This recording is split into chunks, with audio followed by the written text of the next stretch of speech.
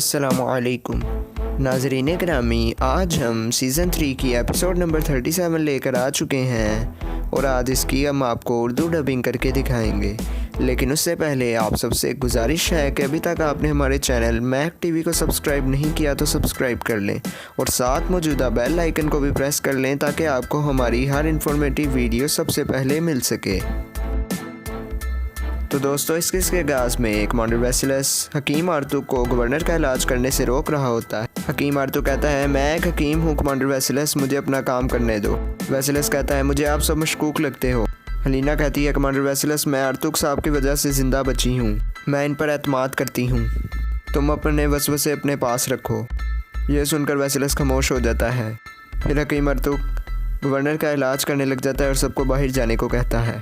दूसरी तरफ चौधार कबीले में सजान जानदार कहता है, मेरी बेटी हमें खोने से डरती है मेरी हजरत, इसलिए वो ऐसा कर रही है। सादतीन कहता है, आजकल के नौजवानों के सर हवाओं में हैं, लेकिन असलहान बिल्कुल ऐसी नहीं है क्योंकि उसकी तरबियत जानदार साहब ने की है।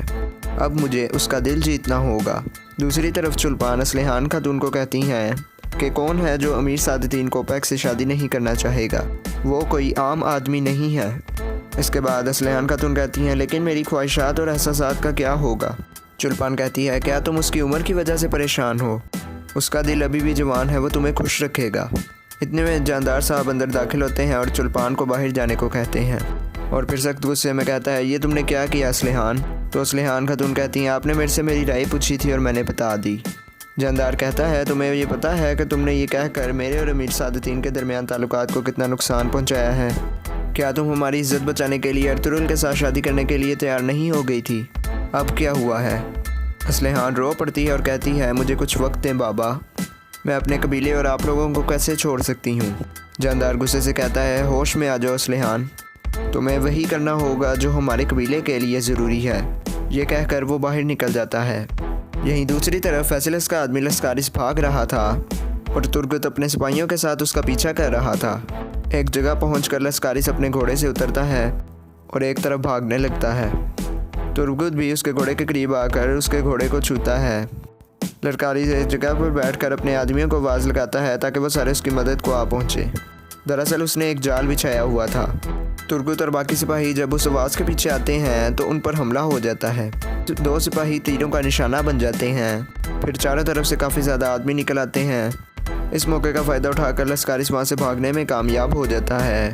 इसके बाद तुर्गुत गुस्से से हर एक आदमी को मारने लग जाता है और कुछ ही देर बाद लस्कारिस के तकरीबन सारे आदमी मारे जाते हैं और तुर्गुत दोबारा लस्कारिस के पीछे भागने लग जाता है। यहीं दूसरी तरफ गवर्नर का इलाज चल रहा था और बाहर सब लोग परेशानी से किसी खबर का इंतज़ार कर रहे थे। अंदर हकीम आर्तुक ज़ख्म पर पट्टी लगा देता है। गवर्नर आंखें खोलता है और आहिस्ता से कहता है कि मेरी बेटी को बुलाएं।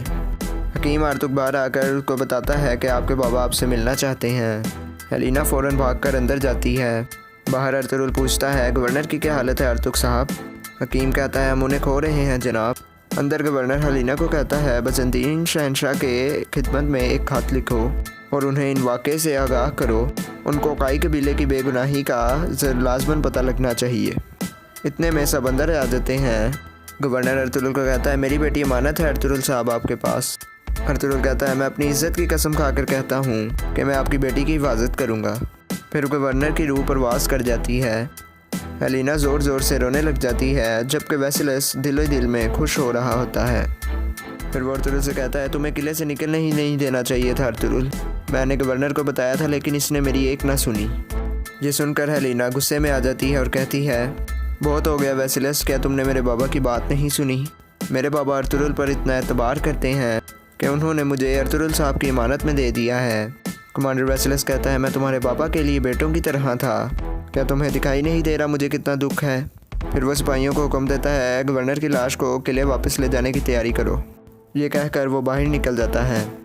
फिर हलीमा खातून हलीना को हौसला देती हैं और उससे गले मिलती हैं।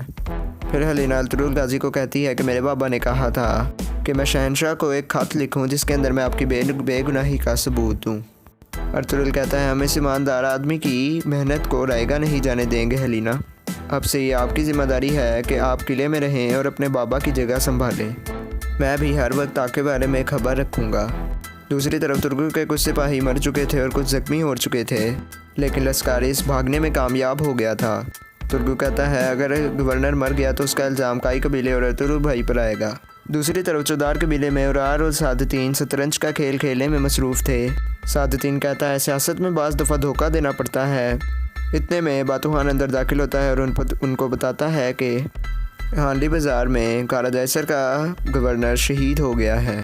ये सुनकर वो दोनों चौंक जाते हैं। सादतीन गुस्से से कहता है लानत हो तुम पर अर्तुरुल, तुमने एक बार फिर मेरे मंसूबों पर पानी फेर दिया। दूसरी तरफ कत्लोजा अलियार के खेमे में जाता है और उसे कहता है कि चुल्पान की खास खातून आइबोक वापस आ गई है, जिसने तुक्तमिश के लिए खाना तैयार किया था और वो मशकूक लग रही है। अलियार कहता है उसकी हर हरकत पर नज़र रखो। फिर कत्लोजा बाहर निकल जाता है और स्लेहान कबीले में दाखिल होती है। अलियार कहता है आपने जो बातें अमीर सादतीन के सामने कही हैं मुझे उस पर फ़ख्र है। आपने जो भी फ़ैसला किया मैं आपका उसमें साथ दूंगा और बाबा को आपकी ज़िंदगी ख़राब नहीं करने दूंगा। स्लेहान कहती है शुक्रिया अलियार भाई, अभी बाज़ार से एक गैर मुतवक्का खबर आई है। काला जैसर का गवर्नर अर्तुरुल साहब के पास आया हुआ था, लेकिन वो बाज़ार में कत्ल हो गया है। ये सुनकर वो परेशान हो जाता है। दूसरी तरफ जंदार कहता है कि अर्तुरुल ने हमारी रियासत को बहुत बड़ा नुकसान पहुंचाया है।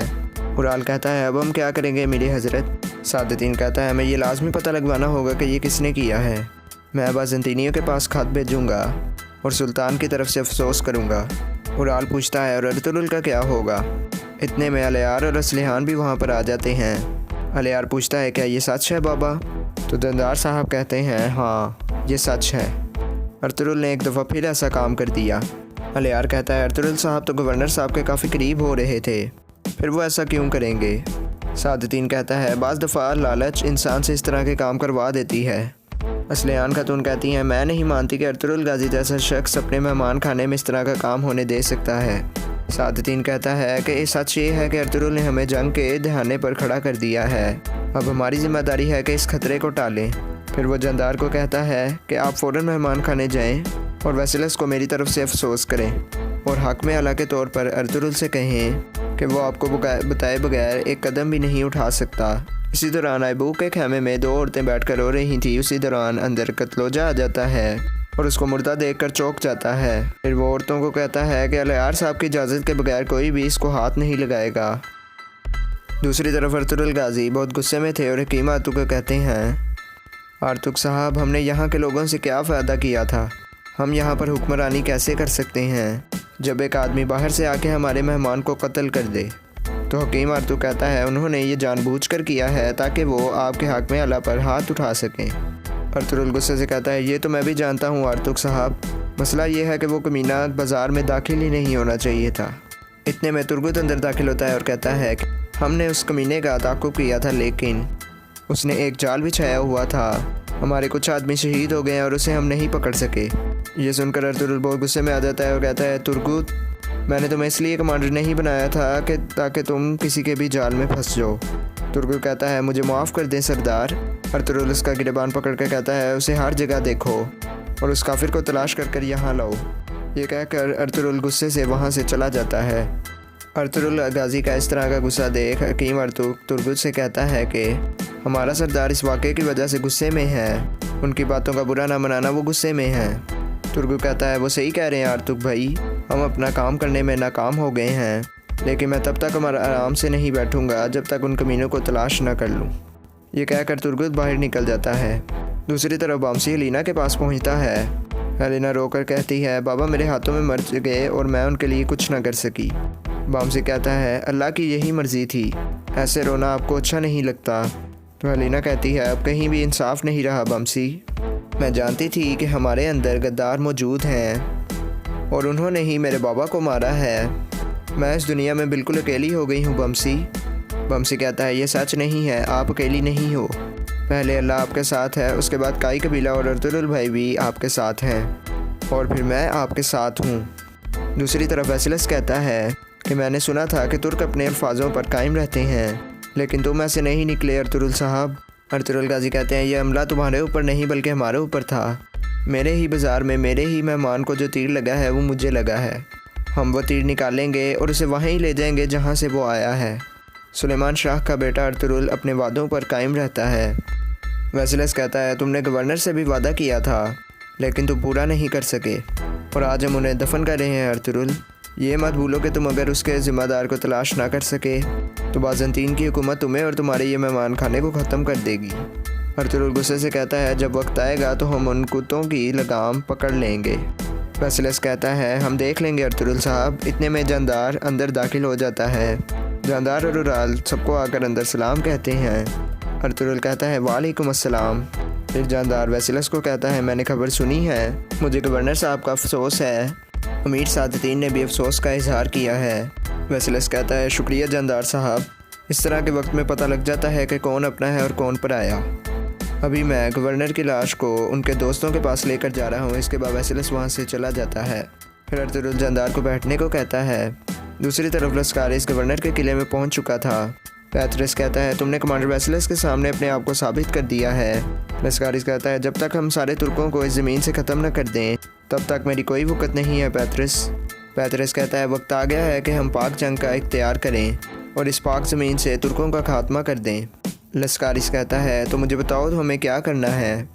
लस्कारिस कहता है तुम अपने आप को एक ताजिर ज़ाहिर करोगे जो कुस्तुन दुनिया से आया है। तुम सीधे चौधार कबीले में उराल के पास जाओगे।